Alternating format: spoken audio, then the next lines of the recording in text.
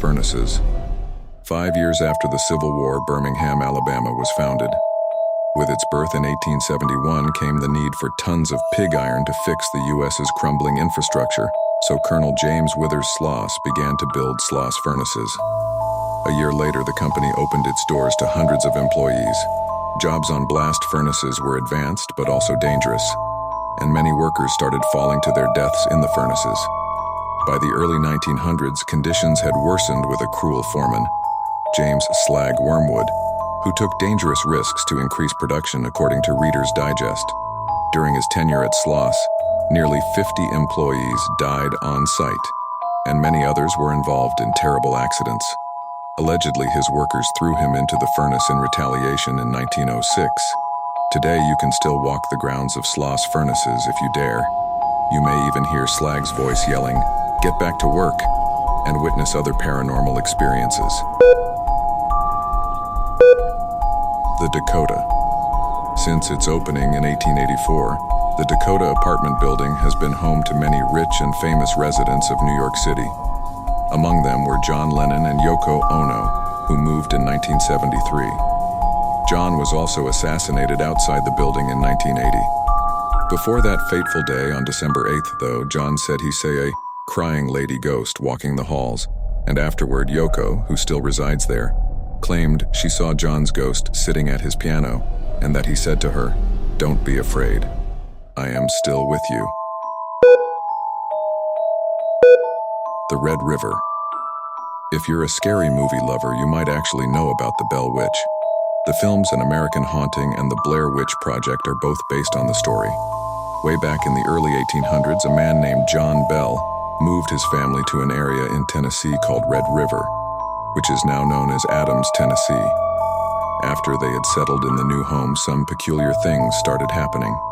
The Bell family began hearing some bizarre noises, including dogs barking, chains rattling, rats chewing, and a woman whispering. Soon, that woman became known as the Bell Witch, and many people believe she's the ghost of a former neighbor of the Bells, Kate Batts. Batts and the Bells had a dispute over land, and she had sworn vengeance on the Bell family before she died. Later on, Bell died from poisoning, and it's rumored to be the work of the Bell Witch.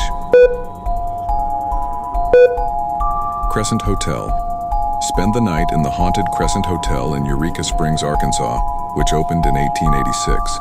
During construction, a worker named Michael was killed, and his ghost reportedly still haunts room 218. The hotel came under the ownership of known medical fraud Norman Baker in 1937, who fancied himself a doctor. He turned the hotel into the Baker Cancer Hospital, claiming to have the cure for the disease. He did not, obviously. Patients who died under his care were buried right in the hotel's basement, which served as a makeshift morgue. He was arrested in 1940, but his patients' spirits are said to still remain. Because the hotel is still open, guests often say they see apparitions and hear noises during their stays. Sci-Fi's Ghost Hunters even has footage of something moving in the basement. Huggin' Molly. It's best to stay home when the sun sets in Abbeville, Alabama, if you want to avoid Huggin' Molly's chilly embrace. As the legend goes, beginning in the early 1900s, an oversized figure clad in all black began roaming the streets at night looking for unsuspecting victims. Once she fixates on someone, she hugs the person and screams loudly into their ears. Many people have recounted stories of being chased by what they believe was Huggin' Molly. Local parents have even taken advantage of the story to keep their children in line. The town embraces its nighttime warden, proudly calling itself the home of Huggin' Molly. There's even a family-friendly restaurant named after her. The Surency. The Surency clan began experiencing paranormal activities in present-day Surency, Georgia, in the 1870s. Family members reported witnessing objects soaring across rooms, hearing laughter and crying, and seeing red eyes staring into the house. Food was thrown from their plates and utensils twisted into unusable shapes. The townspeople speculated that these occurrences were cries for help from spirits who thought the family would be able to save them. On the day the family decided to finally leave the house, a fire iron allegedly floated up and started hitting one of the sons on the head.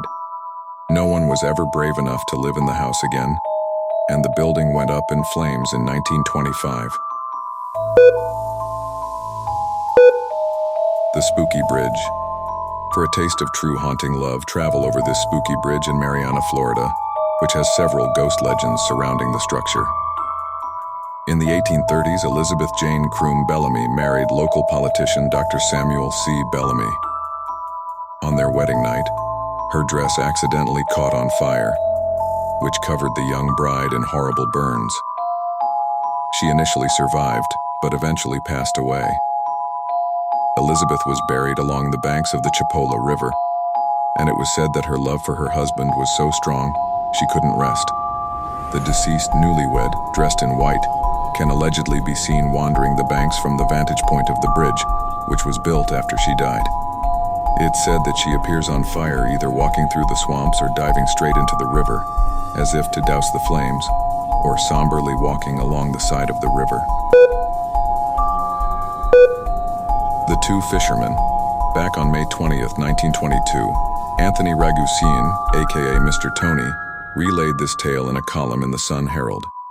He writes that in the early 1800s, two fishermen spent the night on Deer Island off Biloxi's coast. They heard noises that they ignored until it became impossible to do so. When they went to see what was causing the ruckus, they claimed they found a headless skeleton that ran after the pair. They immediately made a beeline for their boat and got off the island immediately. It's said that the bony frame belongs to a pirate who had his head chopped off by his captain, and his body was left behind as a ghastly guard to watch over buried treasure. The Zombie Road.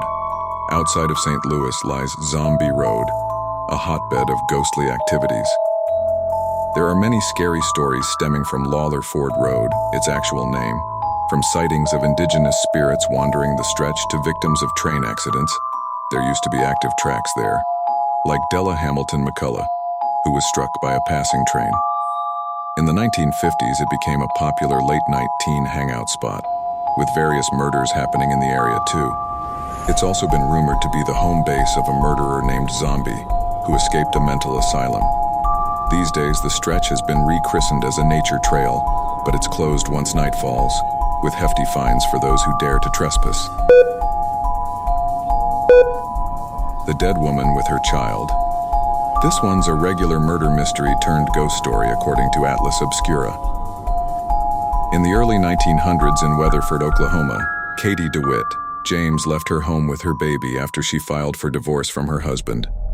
She planned to move in with her cousin, but her family never heard from her. After an investigation, it turned out that she moved in with local prostitute Franny Norton. She was last seen leaving the house with Franny and her child in a carriage. Franny returned with the child, who was covered in blood but without Katie. Her body was found later along a nearby creek, with her head cut off. It was rumored that her ex-husband had her killed with Franny's help, but Franny claimed she wasn't involved in Katie's death. But on the day she was supposed to be questioned by the police, she poisoned herself. Katie's still around, though. She allegedly appears as a blue light floating around town, and people have reported hearing a woman looking for her baby and the rolling sound of wheels.